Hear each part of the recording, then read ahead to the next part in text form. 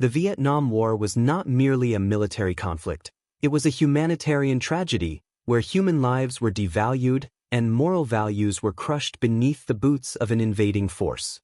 Decades after the last shot was fired, the Vietnamese people still live with the scars, for the crimes of war do not just kill, they haunt generation after generation.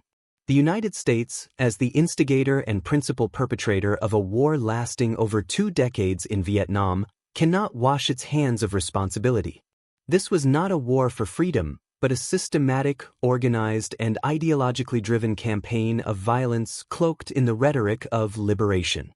Agent Orange, when chemicals were used against humanity. From 1961 to 1971, the U.S. military conducted Operation Ranch Hand, an effort to defoliate Vietnamese jungles and destroy crops. Among the chemicals used, Agent Orange, containing dioxin, proved the most devastating. It not only destroyed ecosystems but poisoned millions of human beings. More than 3 million Vietnamese were exposed to this toxic substance. Hundreds of thousands of children were born with horrific deformities, without limbs, without eyes, with twisted bodies, innocent souls bearing the mark of a civilization that turned its back on humanity. 3 generations later, Vietnamese families are still living with the consequences. Yet the United States, despite having the largest defense budget in the world, has never officially apologized to the Vietnamese victims. Instead, it hides behind legal technicalities and offers only symbolic aid. Can compassion be measured in budget allocations? Can justice be postponed indefinitely? The My Lai Massacre, a black stain on human history. On March 16, 1968, in the village of My Lai, over 500 unarmed civilians, many of them pregnant women and children, were massacred by American soldiers. They were not killed in combat. They were killed simply for existing. Because they were Vietnamese. This was not an accident, but a premeditated, organized war crime. The U.S. military attempted to cover it up for nearly 2 years. It was only thanks to brave journalists and whistleblowers like Seymour Hersh and Ronald Ridenhour that the truth came to light. But was My Lai truly an exception?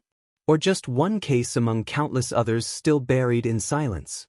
Eyewitness accounts and declassified reports suggest that My Lai was not isolated, it was emblematic. Carpet bombing, when the earth became a target. The Vietnam War saw one of the most destructive bombing campaigns in human history. Over 7.8 million tons of bombs were dropped, more than during both world wars combined. Cities like Hanoi, Haiphong, Quang Tri, and Vinh Linh were leveled with napalm and cluster bombs. Millions of innocent civilians were killed. Entire villages were turned into dead zones, where nothing survived, where children lost their families in seconds. Today, nearly 800,000 tons of unexploded ordnance still litter the Vietnamese countryside. Every year, hundreds, mostly children, are killed or maimed. Is this the consequence of war or the living legacy of violence? Torture, killings, and the policy of search and destroy. One of the U.S. strategies was search and destroy, an operation that, in practice, became a campaign of indiscriminate killing. Troops were allowed to kill on suspicion alone, to torch villages, to destroy food supplies, and to execute civilians without trial. Reports show that these were not isolated incidents, but officially sanctioned practices under the guise of counterinsurgency.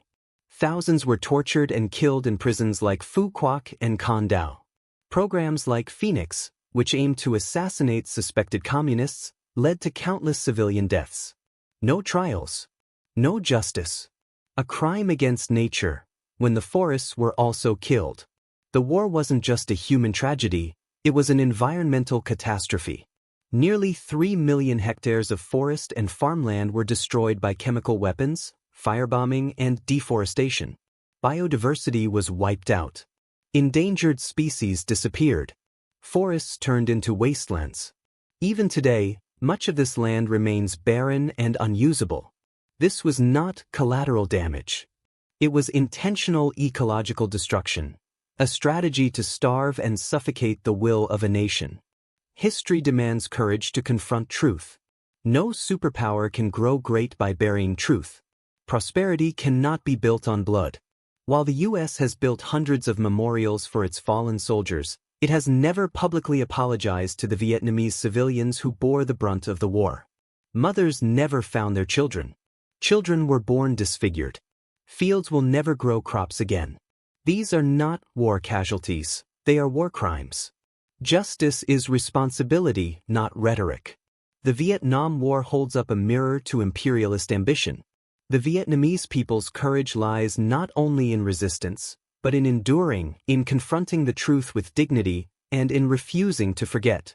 We speak not to stoke hatred, but to preserve the truth, to remind the world that peace is impossible if injustice is allowed to fade into silence. Because silence is complicity. Forgetting is betrayal.